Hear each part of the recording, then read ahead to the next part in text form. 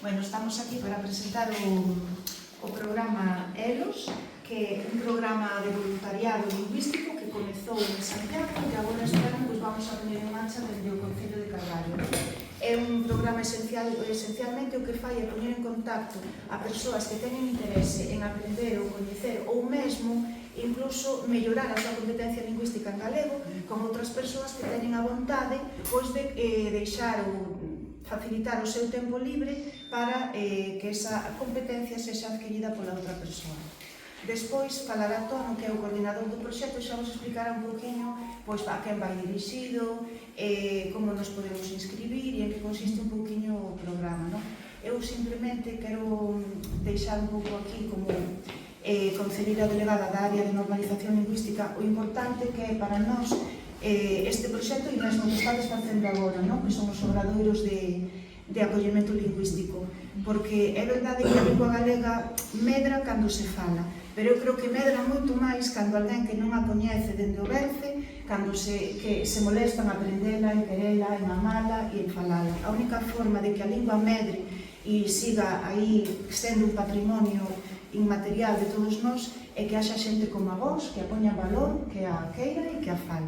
Entón, o meu agradecemento máximo. E, sobre todo, é moi importante que por primeira vez eu creo que se saca un pouco o galego dos libros, o galego das escolas, porque ao final isto non deixan de ser encontros informais, en cafeterías ou mesmo vendo exposicións, en xente que co seu tempo libre quedan en un lugar determinado e se dedican a falar de cousas da vida, de cousas cotiás.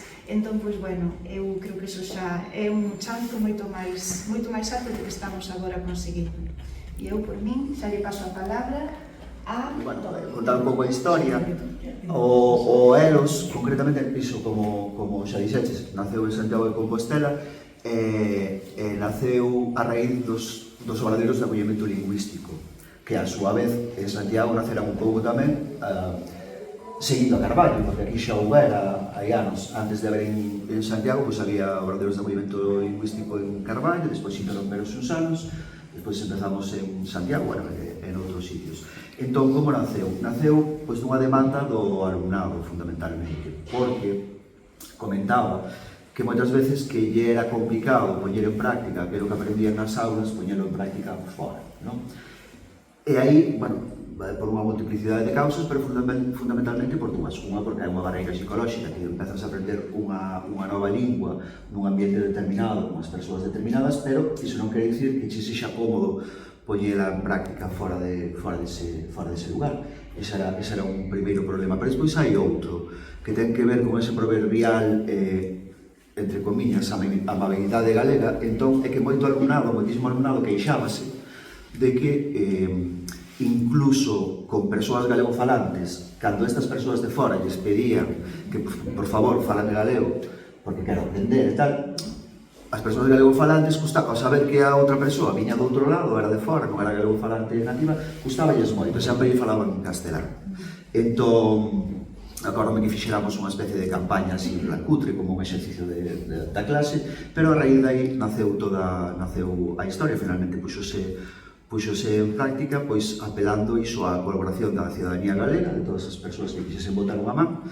Que consiste? É moi simple, aí tampouco non inventamos nada. As parellas lingüísticas é algo que xa estaba feito, consiste en poñer a unha persoa que quere aprender galego ou que quere melloralo en contacto con unha persoa galegofalante que se ofrece para quedar mínimo unha hora a semana, para tomar un café, para dar un paseo, ir ver unha película, o que sexa, e conversar.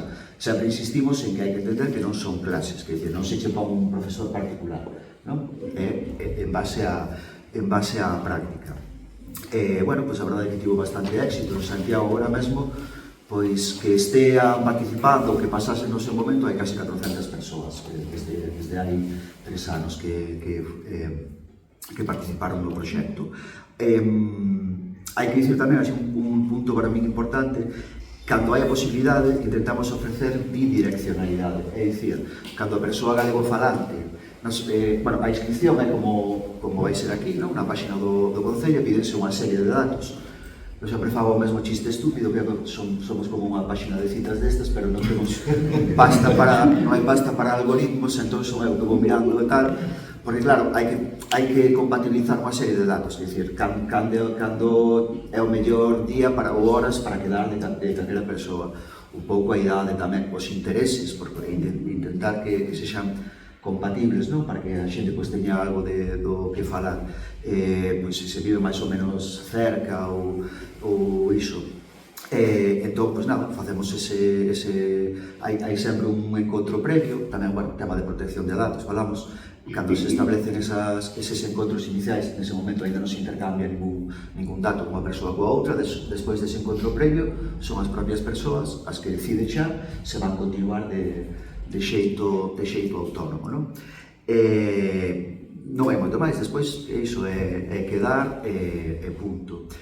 Iso en canto que é a dinámica, non ten máis ciencia. A min, así como outros aspectos... perdón, si ia dicir, esquecía, ofrécese a bidireccionalidade significa que se a persoa que quere aprender galego a súa vez pois fala outra lingua, a maior parte, ou moita xente, pois só fala castelán, non? Entón, claro, todos os galegos falamos castelán, pero pode haber xente que fale, italiano, inglés, alemán, o que sexa.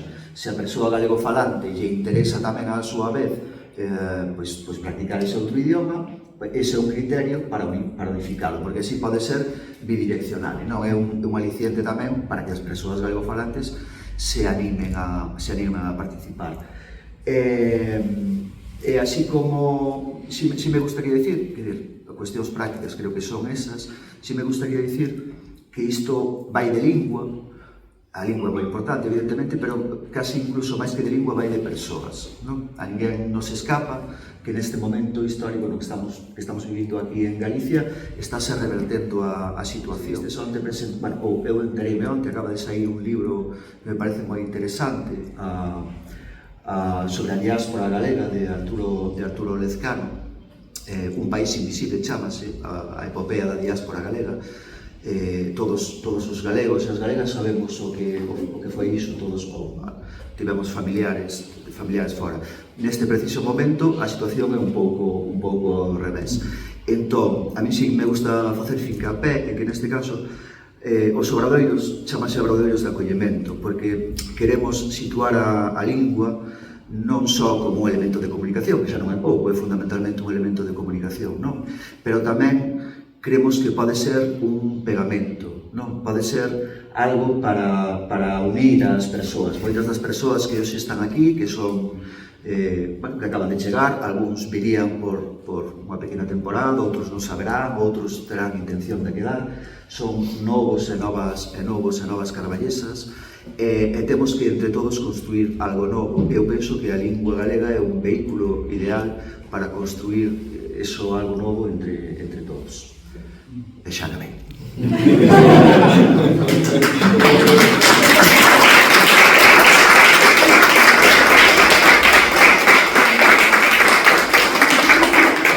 Tengo moita emoción de comenzar a participar neste programa ELOS.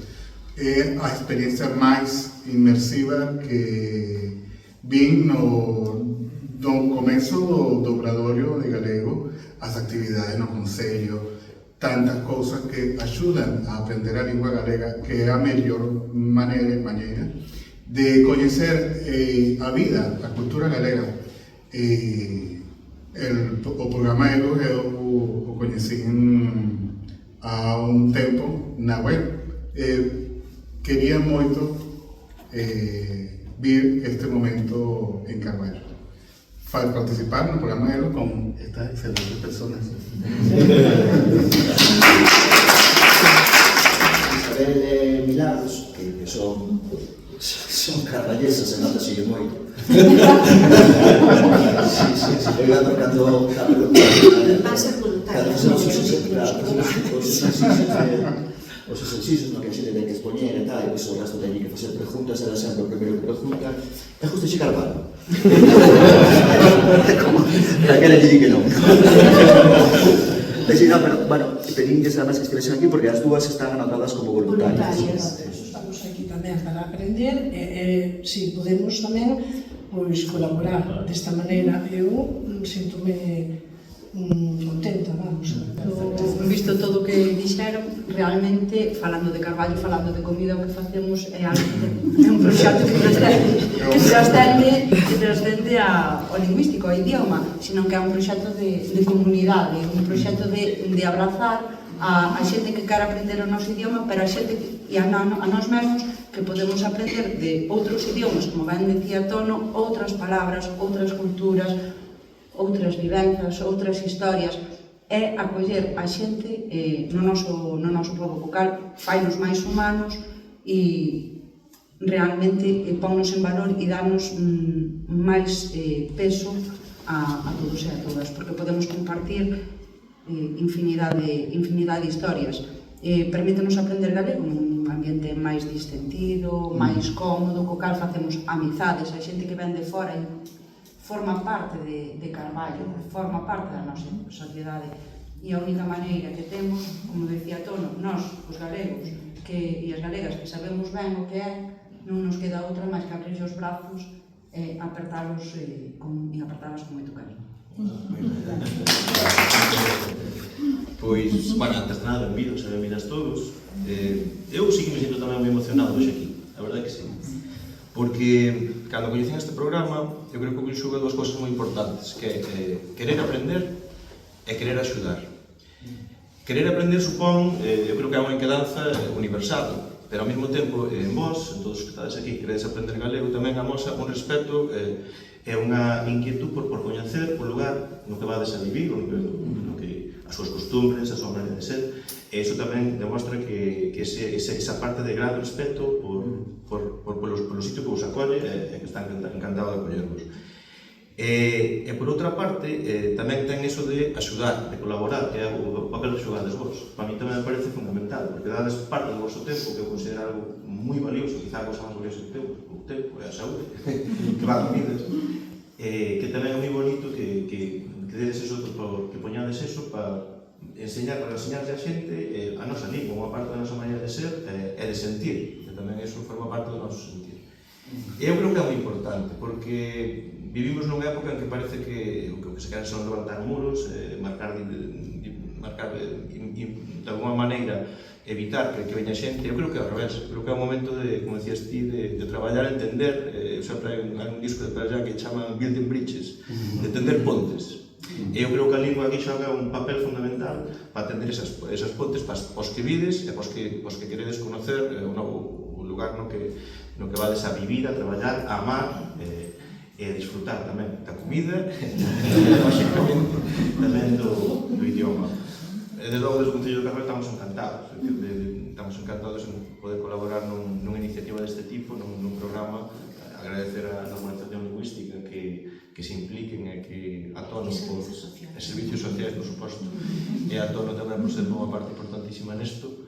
E a todos vos, moitísimas gracias, xa vos digo, por amosar esa inquedanza por aprender, e a vos, os que vades axudar, os que vades, de alguma maneira, acoller, desde o punto de vista lingüístico, pois tamén agradecer o tempo que vades a dedicar. Moitísimas gracias.